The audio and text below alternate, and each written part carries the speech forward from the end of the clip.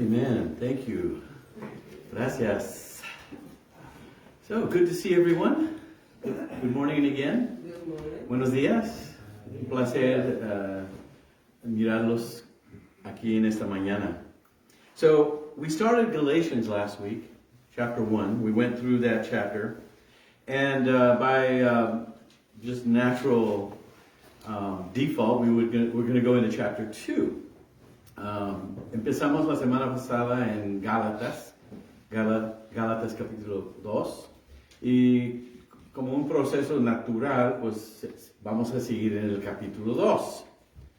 But there's something that I saw when I was studying chapter 2 that's down in verse number 9 that I thought was completely appropriate for our service today. Cuando estuve estudiando, me pude observar algo en el versículo 9 que creo que está completamente apropiado para nuestra actividad de hoy. Entonces voy a predicar sobre este versículo y un concepto muy importante que encontré. So what I'm going to do is I'm going to preach out of verse 9, chapter 2. So we are in chapter 2 of Galatians. I'm going to save the first 8 verses for next week and then some. But I do want to point out a little bit of the background before we get to this particular verse. Entonces, sí vamos a estar en Gálatas. Voy a cubrir los primeros 8 versículos y más la semana que viene. Pero hay aquí en el versículo 9 ciertos conceptos que creo muy importantes por lo que estamos haciendo hoy. Y yo creo que será una gran bendición para nosotros. I think it's going to be a great blessing for us. If we can understand this, we as a church will be strong and a blessing not only to each other, but to the community around us. Si podemos entender los principios que vamos a ver aquí en el versículo 9, seremos no solamente una bendición los unos con nosotros aquí en la iglesia, pero aún y tal vez igual de importante para nuestra comunidad. Amén. Paul was an apostle that was chosen out of season. He was born out of season, he says in one of his epistles. He came to the gospel when he was on the road to Damascus with arrest warrants in his hand. He was persecuting the church. He had a zeal for God, but no knowledge. And he says that himself in his writings. Pablo, encontramos que nació fuera de tiempo como apóstol. Él no era parte del grupo original. Y cuando lo encontramos en Hechos 9, tiene en su mano documentos para arrestar a cristianos en Damasco. Él tenía celos por Dios, pero no tenía conocimiento. Entonces, ahí es donde el Señor lo encontró, si se recuerdan. That's where the Lord found him, on the road to Damascus. And so he is not part of the gang. He's not part of the original 12. When they find that or discover that he's saved, they're a little bit intimidated. Wouldn't you be? So they didn't meet him until 14 years later. The church in Jerusalem, which was the primary church after the day of Pentecost. Entonces, él era alguien que los otros discípulos no conocían. Y sentían amenaza cuando escucharon que había sido salvo, pero nunca los conoció hasta 14 años después. Y es lo que está sucediendo aquí. So finally, he meets the other apostles. This is the conclusion of that meeting, this verse. finalmente, últimamente, llega a reunirse con los apóstoles en Jerusalén. Y este versículo representa la conclusión. So I think it's important for us to see this. It says, and why don't we stand? Vamos a ponernos de pie mientras que leemos la lectura de hoy. We're going to stand so we can show honor to God's word today, amen. And when James and Cephas is Peter, and John, we recognize those names, don't we? These are all have writings in the New Testament. It says that when James and Cephas and John, who seemed to be pillars, they were the leaders, but he didn't want to give them too much credit because the leader of the church really is Christ and the Holy Spirit. Amen. We're privileged to serve him. We should always be humble about that opportunity. They perceived, that is James, Peter, and John, the grace that was given to me. They gave the right hand of fellowship. Let me repeat that again. They gave the right hand of fellowship to Barnabas and me, that we should go to the Gentiles and they to the circumcised, which the circumcised are the Jews.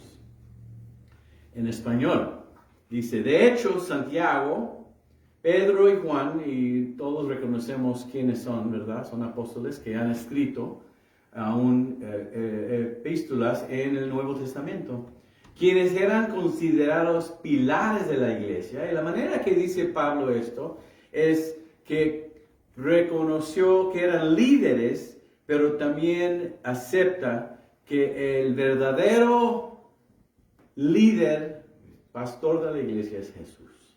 Amén. Amén. Nosotros tenemos el privilegio de servirlo, si es que nos ha puesto como líderes, como ancianos, maestros, pastores. Y dice, bueno, eran considerados pilares de la iglesia, ellos reconocieron el don, o depende de la traducción que tienes, la gracia que Dios me había dado, y nos aceptaron a Bernabé y a mí como sus colegas. ¿Ok? Nos animaron a seguir predicando a los gentiles mientras ellos continuaban su tarea con los judíos. So that's the text that we're going to look at today, and a couple others. Eso es lo que vamos a mirar hoy, la lectura. ¿Por qué no oramos antes de predicar? Let's pray before we preach the sermon. Father, thank you again for your word, and thank you again for what we're going to learn today. I think it's so important as a church that we understand these things so that we can grow and we can mature in our faith and in our service to you. Gracias, Señor, por esta lectura, por tu palabra, que nos ayudará cuando aprendemos los conceptos que están aquí a crecer y madurar como iglesia, y aún, Señor, y más importante, cómo te servimos. Te lo pedimos todo en nombre de Cristo Jesús. We ask all this in Jesus' name. Amen. Amen. Go ahead and have a seat. Por favor, siéntense. So let's go back to verse 9. We're going to hover over this for a minute. Notice it says, and if you have a Bible or a phone, get it ready, because I'm going to go to other verses that aren't going to be up here in other places. So we can look at references.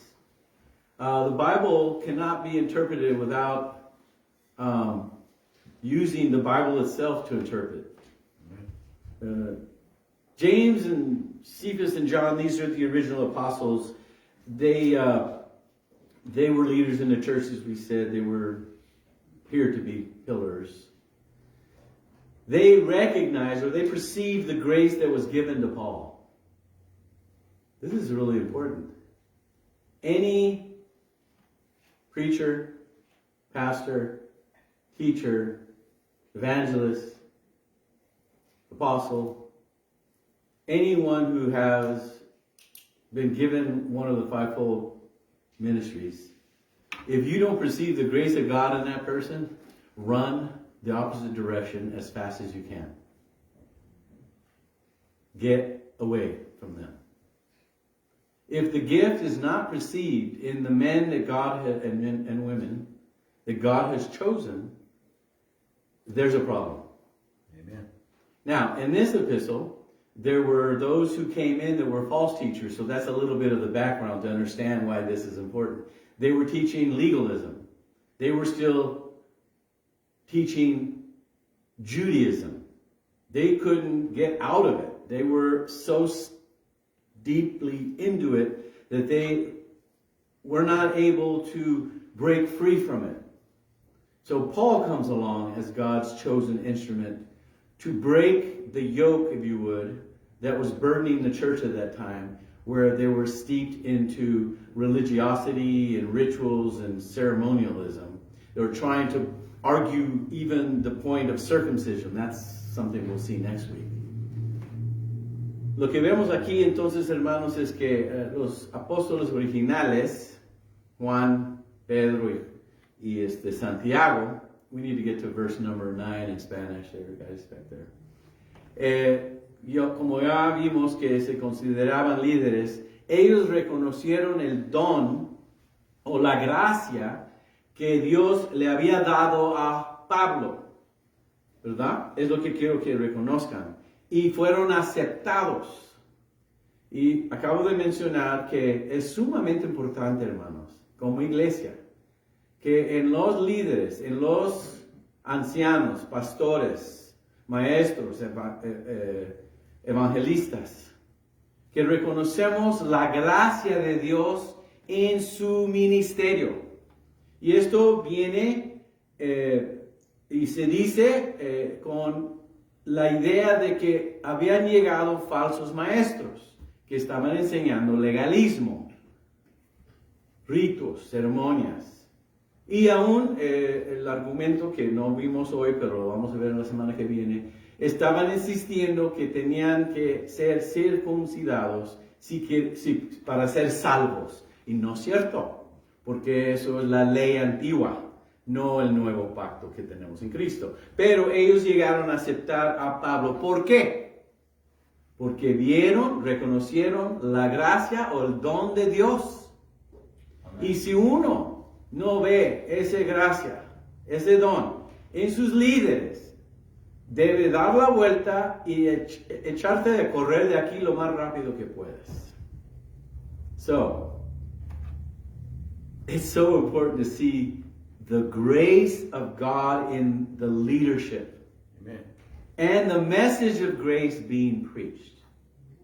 So that's the first point that I want to bring out this morning. Es sumamente importante mirar que la gracia de Dios está presente en la vida de los que son nuestros líderes. Porque solamente por la gracia es como crecemos. Porque no vamos a crecer por poder decir que desarrollamos perfección, porque no existe. Es por la gracia, porque vamos a hacer errores, vamos a fracasar, vamos a fallar. So grace is important in the leadership, not only that you see the gift of grace upon the leadership, but that they're also preaching grace. Because we're not making one step forward without God's grace. Amen. No one's going to go anywhere if you're looking at perfection or somehow, some way believing in your mind that you're fulfilling the law. You're not. The law was given to prove to you you can't, that you need a Savior. You can't. Now, is that a standard that we should strive for? Of course. But it can't be accomplished without grace. Bottom line, it cannot be done without God's grace. So, they recognized that. And by recognizing that, they accepted Paul. Okay? Go back to verse 9 in English. You're going to have to flip it back. When I speak English, you put English. When I speak Spanish, you put Spanish. Okay? Perceive the grace that was given to me. Perceive the grace that was given to me. The grace. Grace. You're going to notice in this book, grace is the center of everything. And in the rest of this, if you go to the next part, and what did they do? They gave the right hand of fellowship to Barnabas and me. In the Spanish version, I'm going to share another word with you in English. They accepted them. That's what it means to give the right hand of fellowship. Let me talk about fellowship for a minute. The Greek word for fellowship that's translated is koinonia. You probably have heard it because there are some churches that actually call koinonia. It's from the Greek and it simply means fellowship. Fellowship. Right?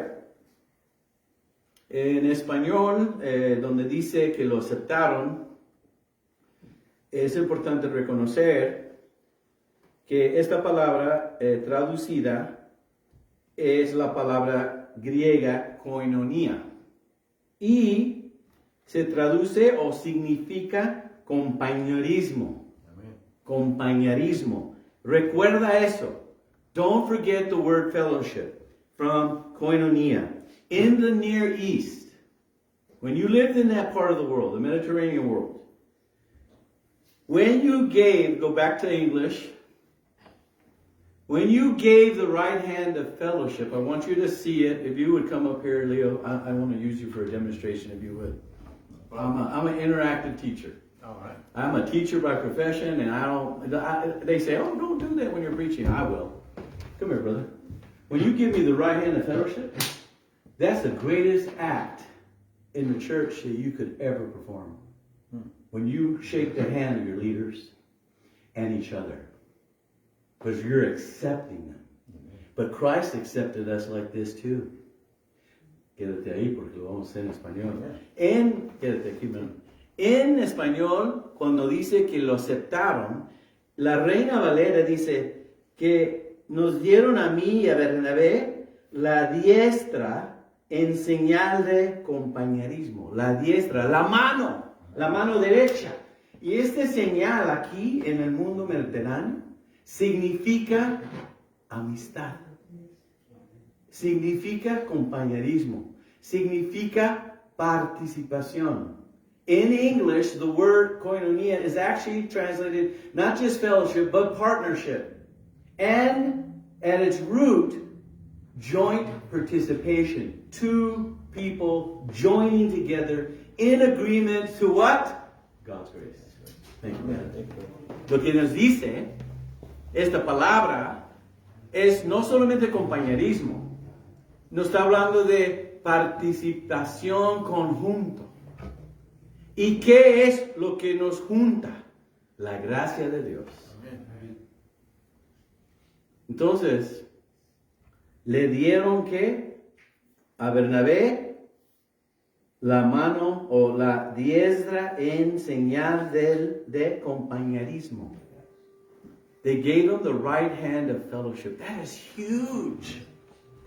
We cannot accomplish the Great Commission without fellowship, without joint participation with each other. Amen? Amen. Does that sink in? So this act was a vow. This hand shaking that you saw demonstrated up here with Brother Leo. It is a solemn vow of friendship, a mark of partnership, and it signified that the apostles' recognition of Paul as a teacher and a preacher of the gospel, and therefore partners in ministry. Amen? Lo que significa esto, hermanos, es que aceptaron a Pablo como su colega y le dieron la mano. Aquí dice en la Reina Valera 60, me dieron a mí, a Bernabé, la diestra en señal de compañerismo. En el Medio Oriente, esto representó un voto de amistad, una marca de colaboración, de participación. Estaban reconociendo los apóstoles originales en Jerusalén que Pablo era maestro del verdadero y predicador del verdadero evangelio. Amén. Y los aceptaron así. Okay. It's not going to be up here on the board, but I'm going to share another verse with you that goes along with this. It's in Philippians chapter 1 if you want to see it. Si quieren mirar la siguiente cita que les voy a presentar con este concepto de compañerismo, pasen a Filipenses 1 sus Biblias o si tienen su teléfono o como lo pueden ver porque no va a estar acá arriba. Paul, when he greeted the Philippians, he says this, I thank God, my God, in all my remembrance of you. So he's always thinking about the brothers and the churches. Always, notice he says, in every prayer of mine for you, making my prayer with joy. So when he thought of his brothers, he thought of them, and it filled his heart with joy. Because, why did he remember them? Why was he joyful when he prayed for them? Because of their partnership. Same word, koinonia. What? Partnership. Hey folks, we're partners for the sake of the gospel. We come from every background. We come from different economic levels, educational levels. Maybe even we come from different ethnic groups and languages, as you can see today. But what brings us together and makes us partners is the gospel of Jesus Christ. All those things are secondary. They're not as important as the gospel message. Amen. And the transformation in our hearts because of the word of God being preached to us. Entonces, hermanos, en Filipenses 1, Pablo le dice esto de esa iglesia. Cada vez que pienso en ustedes, le doy gracias a Dios. Entonces, él tiene en sus recuerdos y está agradecido a Dios por esa iglesia, por esos hermanos. Siempre que oro, pido por ustedes con alegría, cuando piensan en ellos y cuando ora por ellos. Y dice, porque han, ¿qué? Colaborado conmigo en dar a conocer la buena noticia acerca de Cristo desde el momento en que la escucharon por primera vez hasta ahora. En la Reina Valera dice, le daba gracias a Dios por su comunión. Entonces es la misma palabra, koinonia. Comunión. In English, you guys, it says partnership. In Spanish, it says communion. I thank God for your communion, for community. We are a community. Our goal and our objective is the sharing of the gospel of Jesus Christ. All of us together. Amen? Amen. So,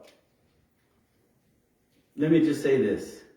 And I learned this word koinonia 40 years ago from my pastor.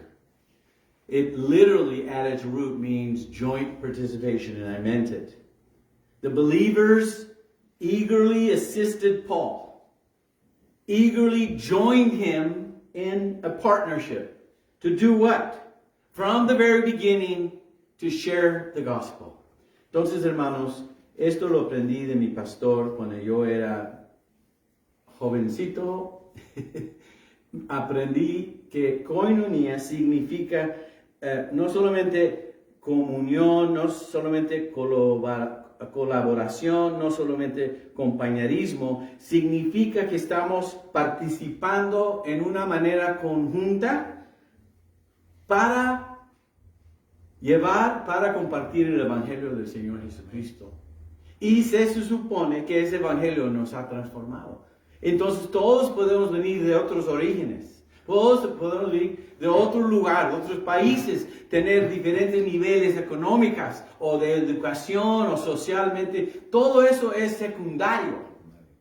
Lo que tenemos en común es Cristo y la gracia. Amén.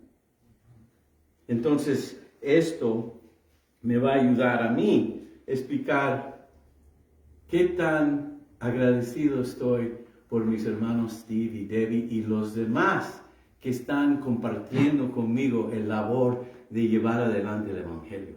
So these two verses are going to help me, I hope, to share with you why it's so important for us to recognize and celebrate our brother Steve and our sister Debbie because of the fact that they have been joint participants with me in sharing the gospel. Amen. Amen. Amen.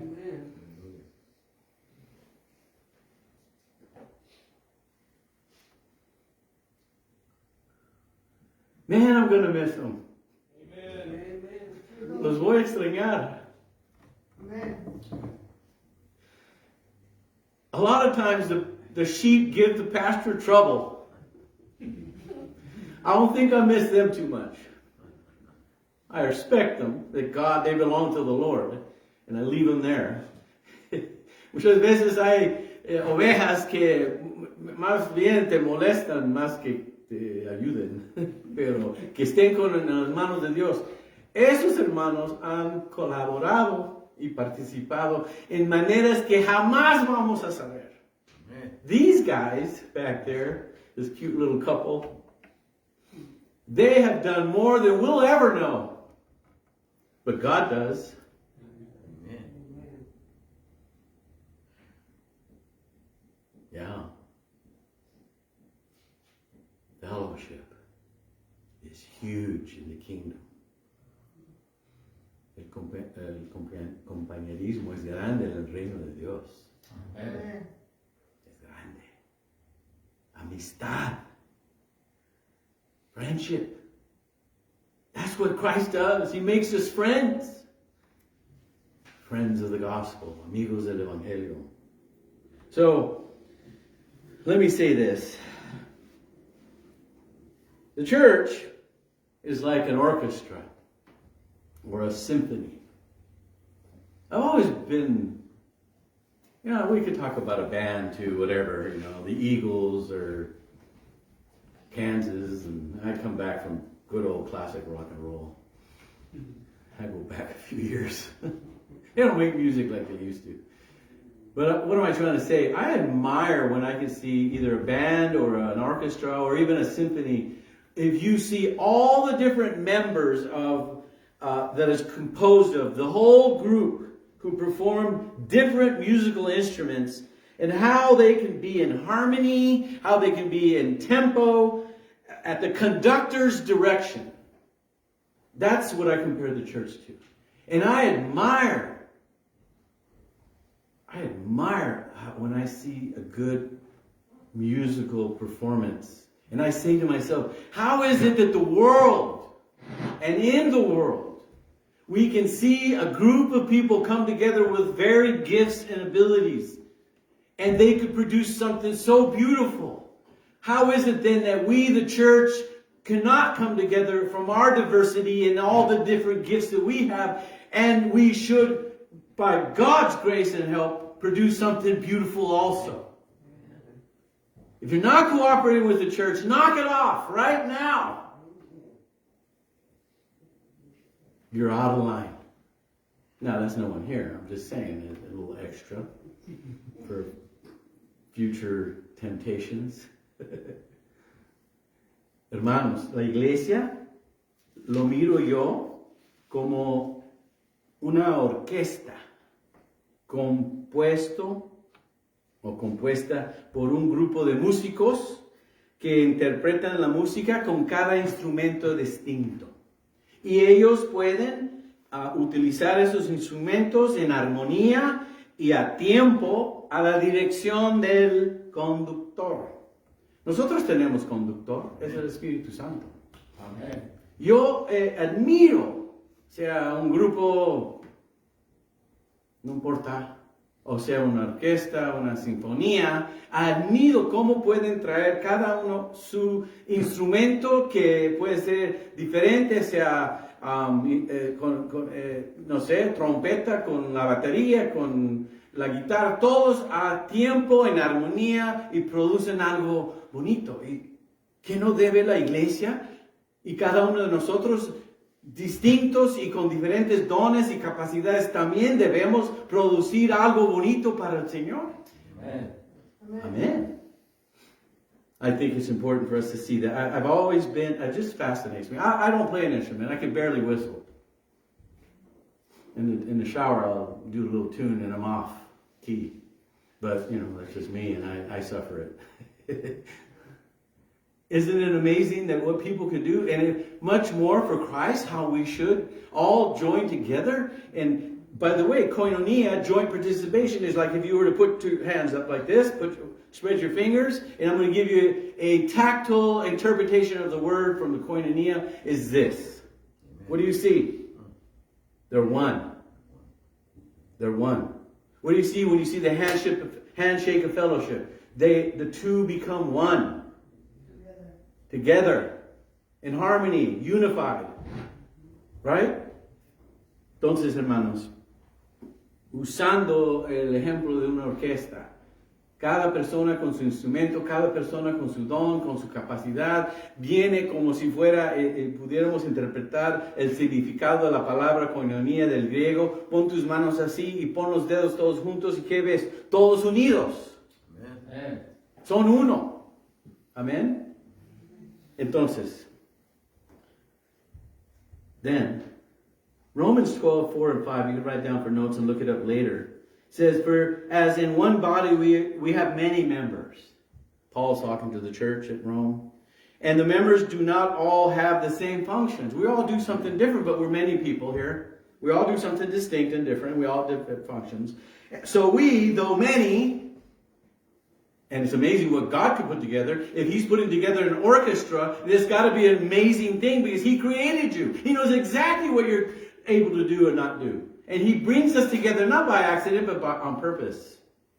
And it says we're one body, we have many members, and the members do not all have the same function. So we, though many, are one body in Christ and individual members one of another. Nos dice Romanos 12, bueno, está hablando Pablo del cuerpo, que es la iglesia, que así como nuestro cuerpo tiene muchas partes y cada parte tiene una función específica, y es exactamente lo que sucede en el concepto de la iglesia, tenemos diferentes funciones específicas, pero somos muchas partes. ¿No? El cuerpo de Cristo también así funciona, como el cuerpo humano. Nosotros somos las diversas partes de un solo cuerpo y nos pertenecemos unos a otros. Es decir, que no lo podemos hacer solo. Amen. So I like the ending of what Paul says. So we, though many, are one body in Christ and individual members of one another. We belong to one another. And guess what? I can't do this without you. And you can't do this without me. We need each other. Amen. That's what the scriptures are teaching us. So let me get do a little lightheartedness thing here. Voy a tratar de dar un ejemplo, lo más ligero para entender, ¿no? To understand, the church is like a toolbox. Excuse me.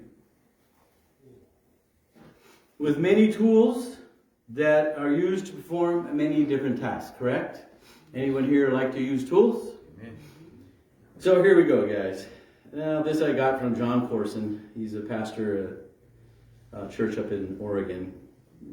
He was one of Chuck Smith's disciples in the Jesus movement in the early 70s.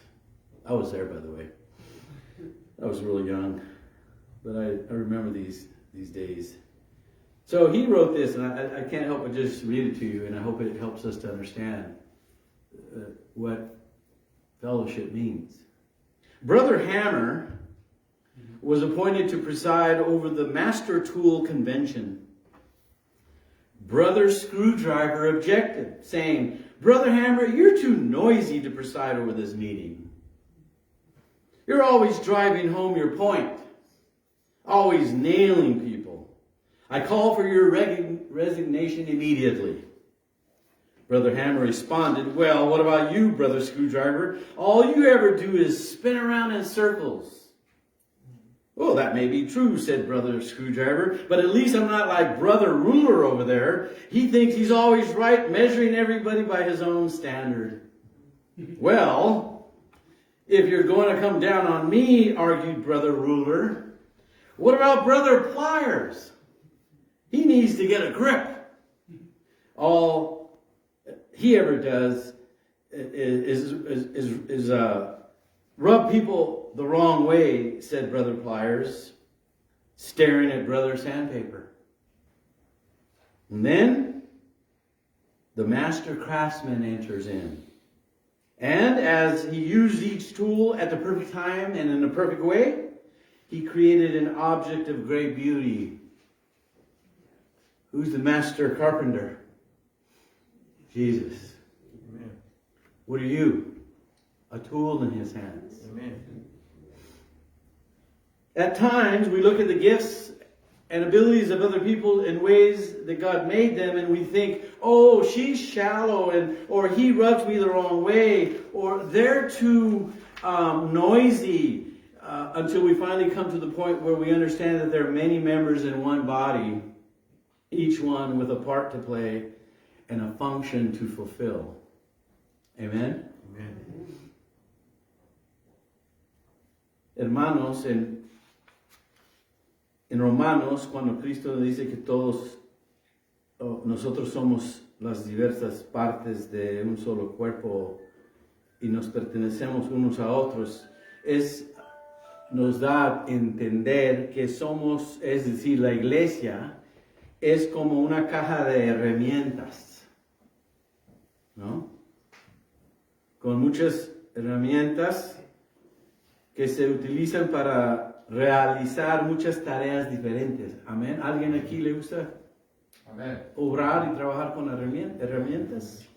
Entonces déjame por un segundo explicarles algo según el concepto de una caja de herramientas. El hermano Martillo fue designado para presidir la convención de herramientas maestras.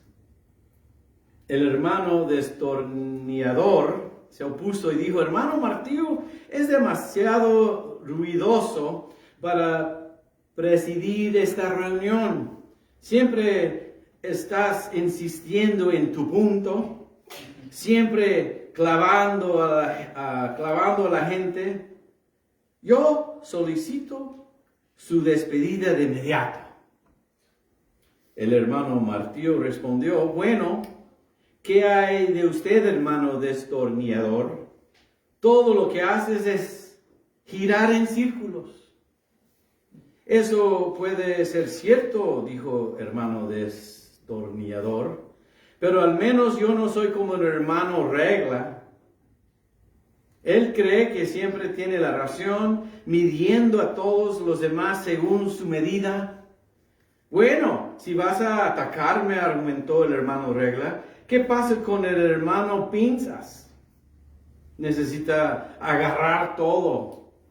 Siempre causa mucha fricción a la gente de una manera incorrecta, dijo el hermano Pinzas. Mirando al hermano Papel de Lija, en ese momento entró el maestro artesano y al usar cada herramienta en el momento perfecto, creó un objeto de gran belleza. ¿Sabes quién es el carpintero maestro, hermanos? Es Cristo. ¿Sabes quiénes son ustedes? Instrumentos, herramientas en sus manos. Amén. Quiere construir algo de belleza, y ¿sabes lo que es? La iglesia, la novia de Cristo. Entonces, muchas veces miramos los dones, las imperfecciones de otras personas y la forma que Dios los hizo y pensamos, ella es superficial, o él es gordo, o somos demasiado ruidosos, o hasta que finalmente llegamos al punto en que entendemos que hay muchos miembros en el cuerpo, cada uno con un papel que tiene que desempeñar una función en la cual debe cumplir. Amén. Amen. So, I'm going to leave for homework, and I'm going to talk more about this on Wednesday at the Bible study online, or here if you come in person, over 1 Corinthians 12, where it talks about our gifts. And I want to finish this morning by having Debbie and Steve come up here. Vamos a terminar y voy a usar 1 Corintios 12 el miércoles para desarrollar este concepto un poco más, pero quiero que acercan aquí Debbie y Steve. Is Debbie and Steve back there? We need to get Steve and Debbie And I would like to pray with them before they make their next step toward whatever God has for them in their new town that they're going to be living in soon. Quiero orar con ellos, hermanos, que todos oremos con ellos antes de que se nos van al nuevo lugar que el Señor los ha, a donde el Señor los va a llevar, amen. So, while we're doing that, I want to just say this. Paul spoke to us in 1 Corinthians 12. It started at verse 4. It says, there are varieties of gifts, but the same Spirit. There are varieties of service, but the same Lord. There are varieties of activities, but it is the same God who empowers them in everyone. To each is given the manifestation of the Spirit for the common good. For to one is given through the Spirit the utterance of wisdom, to another the utterance of knowledge according to the same Spirit, to another faith by the same Spirit, to another gifts of healing by one Spirit, to another the working of miracles, to another prophecy, to another the ability to distinguish between spirits, to another various kinds of tongues, and to another the interpretation of tongues. All these are empowered by one and the same Spirit, who apportions to each one individually as he wills. Nos dice en 1 Corintios 4, esto mientras que esperemos a Steve y Debbie, que existe en la iglesia diversidad de dones, pero el Espíritu es el mismo. Hay diversidad de ministerios, pero el Señor es el mismo. Hay diversidad de actividades, pero Dios que hace todo en todos es el mismo. Pero la manifestación del Espíritu le es dada a cada uno para provecho. A uno el espíritu da palabra de sabiduría, a otro el mismo espíritu le da palabra de ciencia, a otro el mismo espíritu le da fe, y a otro dones de sanidades, a otros más el don de hacer milagros, a otro el don de profecía, a otro el don de discernir los espíritus, a otro el don de diversos géneros de lenguas, y a otro el don de interpretar lenguas. Pero todo esto lo hace uno y el mismo Espíritu, que reparte a cada uno en particular según su voluntad. Amén. Entonces, hermanos, vamos a reconocer y darle gracias a Dios por esta linda pareja que nos dio en Steve and Debbie. We're going to recognize and give thanks to God and pray for them, to Steve and Debbie. They come over here, come forward over here. I'd like to pray with you, Steve and Debbie. Amen. Come on up, guys. Amen. Let's give it. This is for the Lord, for what He's done. Come on up here. We want to pray with you. Debbie on my right, Steve on my left. Give me a hug. This is how you say goodbye in the Christian faith. Esta es la manera que se dice adiós en la fe cristiana. Con amor, with love. I love these guys. They have been my right and left hand in many things at this church. Thank you. I thank God for you. I do. I thank the Lord for you. And I praise Him because He knew what He was doing. He knew what He was doing. Le doy gracias a Dios porque supo lo que estaba haciendo. So can I pray with you guys for whatever God has for you? Amen. Let's pray for them. If you guys don't mind, we're going to pray for Steve and Debbie. Vamos a orar por esta pareja, Steve y Debbie. Father, thank you again for this wonderful understanding of partnership. And wow, it has been an amazing partnership with these two that you brought into our lives and into my life here at Crosspoint Community Church. And there are so many things that we could talk about that transpired over these many years, and things that we'll never know about, but you do. And we see the result, and we see, Lord, how everything they did it for you and for your honor and glory, and I thank you for that. Padre, le quiero dar gracias, Señor, por Steve y Debbie, por esta pareja, Señor, y por su fidelidad, por todo lo que hicieron, que pudimos ver, y todo que nunca vamos a saber, pero tú sí sabes. Gracias, Señor, porque siempre apoyaron. Gracias, Señor, porque siempre estaban presentes. Los vamos a extrañar, pero los entregamos a tus manos y que los lleves con bien y que bendigas donde sea que vayan y donde sea que participen en el Evangelio. We thank you, Father, for them. We ask you to take them to their new place in Michigan, Missouri. I don't want to send them too much further. Too cold. Too cold. Thank you, Father, because we will never know all that they have done and all the things, Lord, that will bring honor and glory to your name. But you know it, and we thank you for them. We ask you to go with them and bless them in their new home. And in whatever ministry they're going to support, Lord, there'll be a blessing there as they were here. And we thank you and we praise you in Jesus' name. Te damos las gracias y te damos toda la gloria en el nombre de Cristo Jesús. Amen. Amen. Thank you.